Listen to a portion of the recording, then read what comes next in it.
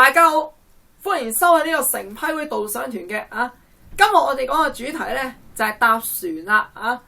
咁香港人咧就通常搭開嗰啲船咧，通常就係咩咧？天星小龍啦，港九小龍啦，或者譬如話新渡輪嗰啲啦咁樣嘅。嗱，今次帶大家咧就夾街渡啊！街渡去邊度？街渡咧就係去呢個香港仔，就連接呢個鴨脷洲嘅啊！咁呢個街渡服務咧就係香港仔小龍有限公司提供嘅啊！咁可能啲船咧大家冇乜見過啦啊！因為其實香港仔同埋鴨脷洲咧本身係一條橋咧連接住嘅，咁其實搭小巴啊、巴士都去到嘅。不過佢如果計個直線距離咧，其實咧就好近嘅啫啊！咁所以搭船咧對於住海皮嗰啲人嚟講咧就比較方便啲啦，係咪？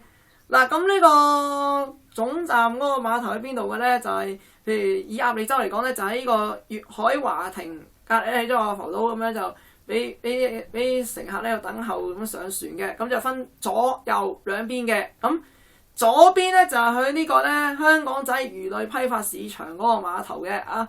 咁嗰個碼頭咧就好多船嘅。如果係香港仔嗰個地方咧就好多乜船停喺度嘅，咁啊其中一個啦啊。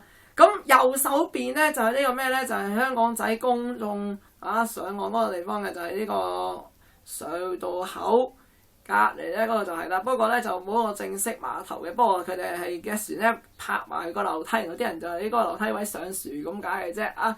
咁至於收費方面咧，咁就超級平嘅啊。咁即係咪見仁見智啦啊？就細路仔細過12歲嗰啲就收1蚊嗱。大人總之大過12歲咧就收過百嘅，啲阿婆咧係冇半價嘅，即係話啲阿婆阿公嗰啲咧都係俾過百嘅啊。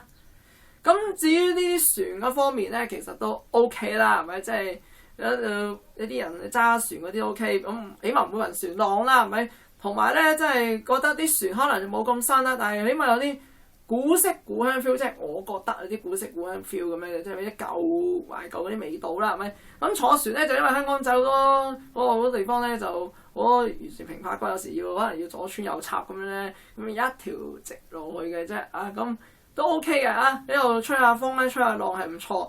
咁我覺得遊船河都係一個唔錯選擇嘅。而家打呢條線嘅話，因為我之前睇呢個唔知邊個專欄咧，佢話咧呢個街渡都係八達通。其實有幾期咧，因為街渡有八達通都係方便嗰啲人啦。不過至於如果你要墮百，咁你住呢個八達通個收費嚟講，至於係咪見仁見智啦嗱，因為咧農曆3月23號咧就係天后誕啊，咁嘅水上人就即係要拜天后娘娘啦，咁所以咧就會咧打鑼打鼓去捉蟲嘅。咁因為咧喺節目完結之前咧，我哋又送咗呢個咧喺香港仔嗰個海皮嗰度見到呢個啲船打鑼打鼓嘅片段啊。咁今日時間去到差唔多啦，我哋睇完呢條片段，下一次再見，拜拜。